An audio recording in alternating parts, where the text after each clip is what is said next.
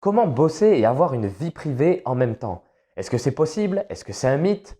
Et comment faire? C'est ce que nous allons voir dans cette vidéo. Salut, c'est Mathias et bienvenue dans cette nouvelle vidéo. Si vous êtes jeune et que vous cherchez à entreprendre une reconversion professionnelle réussie, bienvenue également sur cette chaîne.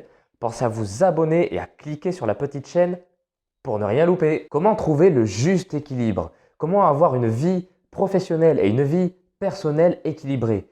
C'est ce que tout le monde cherche à faire, c'est ce que votre voisin cherche à faire, c'est ce que votre conjoint cherche à faire. Et le problème, c'est que tout le monde se plaint de ne pas avoir le temps pour sa vie privée. Tout le monde se plaint de ne pas avoir assez de temps à passer avec son conjoint. Tout le monde se plaint de ne pas avoir assez de temps pour promener le chien, passer du temps avec ses gosses, faire du jet ski.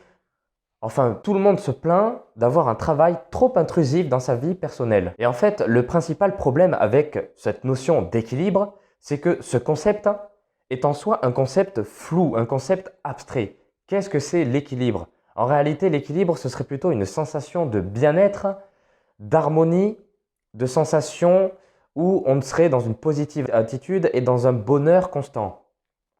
Sauf que cette notion, évidemment, c'est un idéal à atteindre et qui, en pratique, donc au travail, dans les journées, est difficilement applicable comme on le voudrait. Et donc, en soi, vivre une vie équilibrée est un mensonge. Parce que l'équilibre parfait n'existe pas. C'est un concept flou, c'est un concept idéaliste, mais l'envie d'équilibre se comprend. On a envie de tout faire, on a envie de tout faire à temps, de pouvoir faire tout ce que l'on a envie dans la journée, ça se comprend. Et rien que le fait de penser à une vie parfaitement équilibrée, ça rend serein, ça rend calme, joyeux. Si on pouvait schématiser ce à quoi ressemblerait dans la tête des gens une vie équilibrée, ça donnerait ce schéma. On voit donc qu'au centre oscille la vie au travail et la vie privée, de manière parfaitement équilibrée, avec une amplitude parfaitement régulière. Parce que si l'on considère l'équilibre comme un juste milieu, alors le déséquilibre se crée quand on s'éloigne de ce milieu. Et si on s'éloigne de ce juste milieu, on part dans les extrêmes. Mais le souci, c'est que quand on reste moyen, quand on veut rester trop au centre, on ne peut pas faire des choses ou vivre des choses extraordinaires. Mais ça veut aussi dire par ailleurs que si vous vous occupez un peu de tout, vous délaissez également un peu de tout. Et ce qui peut arriver, c'est que rien ne retient votre attention entièrement.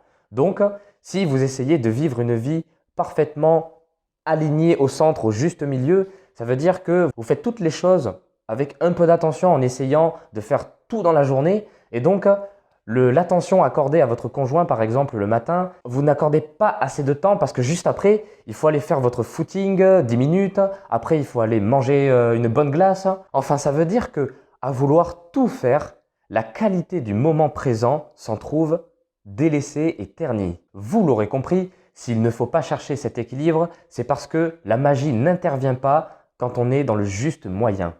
Le juste centre. Et la difficulté, c'est qu'on ne sait pas comment gérer notre vie dans les extrêmes.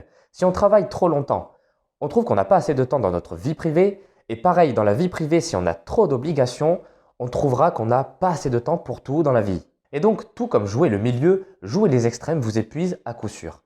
On pourrait se dire alors que on pourrait essayer de alterner des petits extrêmes, pas aller aussi loin de manière à oublier tout le reste, mais trouver des justes alternances afin de pouvoir consacrer notre temps et notre attention au maximum dans ce qui est important pour nous dans le cadre professionnel et privé.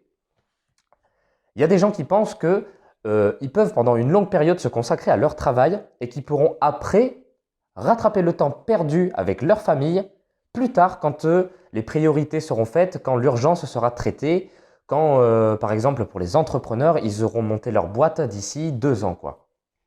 Sauf que le temps perdu ne se rattrape pas. Là, on a parlé d'une période de 2 ans, mais il y a des gens qui font des périodes de travail intenses avec une vie privée plutôt réduite de 10, 15 ans, quoi. Et après, ils se décident, ils ont le déclic, ils se disent, mais là, il faudrait peut-être que je passe plus de temps avec mes gosses, avec ma femme. Et puis, donc j'arrête mon travail, je vais balader mes gosses, je vais partir en vacances avec ma femme. Mais prenons l'exemple. Est-ce que c'est pareil d'aller voir son fils jouer au football et d'aller voir un match de football avec son fils une fois adulte? Est-ce que c'est vraiment pareil? Est-ce que c'est les mêmes sensations? Et non, évidemment, le temps ne se rattrape pas. Ce n'est pas non plus une solution de faire comme ceci. Ainsi, jongler avec le temps pourrait vous coûter très cher. Petite chose, si on parle d'horaire, il y a des métiers qui sont incompatibles avec une grande vie personnelle. Je parle des métiers dans des entreprises commerciales. La philosophie même des entreprises commerciales, c'est d'exploiter ces commerciaux jusqu'à pas d'heure et même le week-end. Donc, pas de temps pour passer avec votre femme, vos enfants, votre chien, votre jet ski. Et ce qu'il ne faut surtout pas faire, c'est de penser que le gouvernement assumera à notre place ce déséquilibre vie professionnelle et vie personnelle. De penser que le gouvernement mettra en place des actions pour réduire le temps de travail ou pour changer le fonctionnement de certains secteurs d'activité. N'attendez rien du gouvernement. Avoir votre équilibre professionnel et personnel est à votre entière responsabilité. C'est de votre responsabilité d'y rester et de continuer ce métier qui vous fait vous plaindre tous les jours de ne pas avoir assez de temps. Bien entendu, si en plus de ça, vous avez un travail que vous détestez, j'ai qu'une chose à vous dire, partez. Mais ça, je l'explique dans plusieurs vidéos de ma chaîne. Je vous en mets d'ailleurs une qui s'affiche juste ici, qui s'appelle « Comment avoir la force de quitter son travail ». Je ne parlerai pas de tout ça dans cette vidéo. Mais alors, si l'équilibre est une illusion, comment faire? La solution, c'est de contrebalancer. Voyez plutôt le mot contrebalancer plutôt que équilibrer. Pour reprendre le schéma de tout à l'heure, voici comment on illustre le balancement. Pour la courbe de la vie privée, on voit qu'elle effectue des oscillations courtes et régulières, afin d'éviter les déséquilibres trop longs. Ces allers-retours rapides vous permettent de garder prise avec tout ce qui compte et de tout faire progresser en même temps. Et si on revient avec ce que j'ai dit tout à l'heure, l'attention est la clé de tout.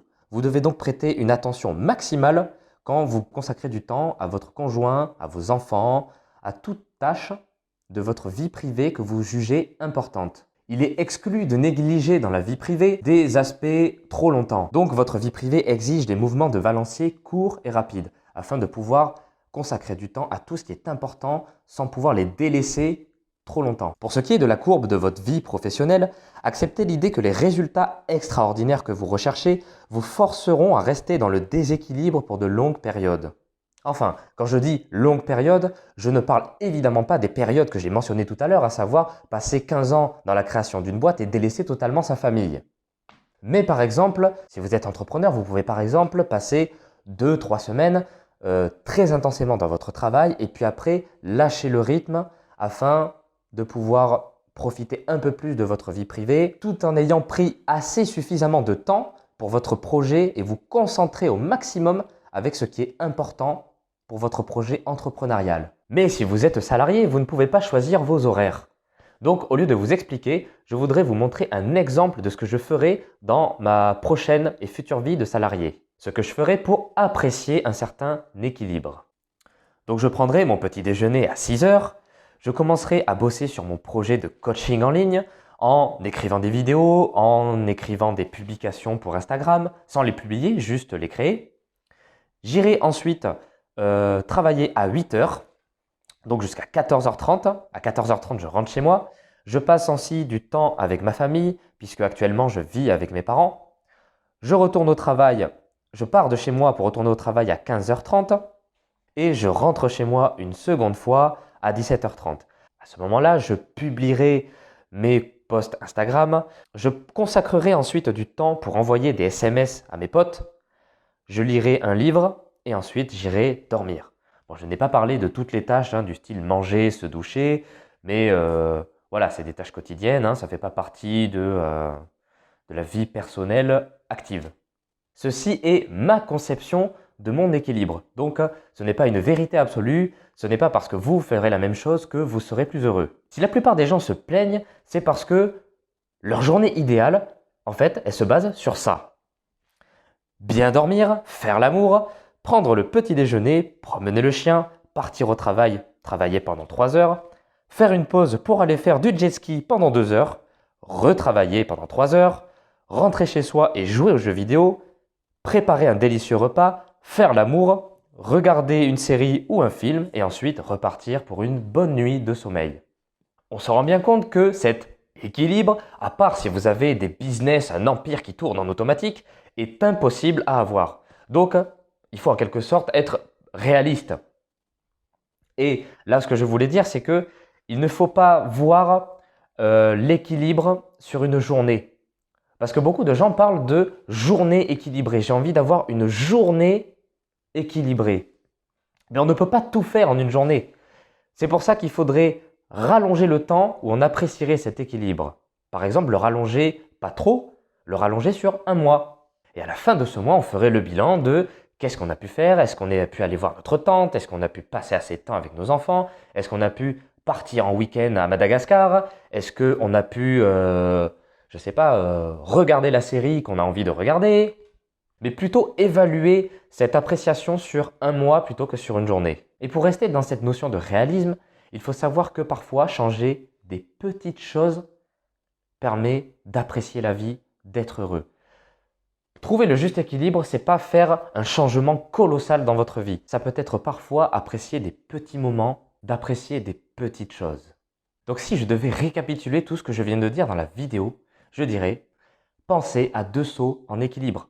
Répartissez votre vie personnelle et professionnelle dans 2 seaux différents, pas pour les compartimenter, mais pour les contrebalancer. Et chacun a des besoins spécifiques. Considérez votre vie professionnelle comme 2 zones distinctes. Ce qui est important et tout le reste. Consacrez un maximum de temps sur ce qui est important et le reste attendra. Considérez que votre vie privée est faite de plusieurs parties et que chacune de ces parties mérite votre attention pour avoir la sensation d'avoir une vie. Si vous en oubliez une, cela aura des conséquences. Laissez la priorité aux éléments nécessaires et occupez-vous du reste lorsque vous aurez le temps. Une vie extraordinaire repose sur un mouvement de balancier. J'espère que cette vidéo vous a plu. Si c'est le cas, vous pouvez la partager et vous pouvez bien évidemment vous abonner en cliquant sur le bouton qui est juste ici. Je vous dis à bientôt pour une prochaine vidéo.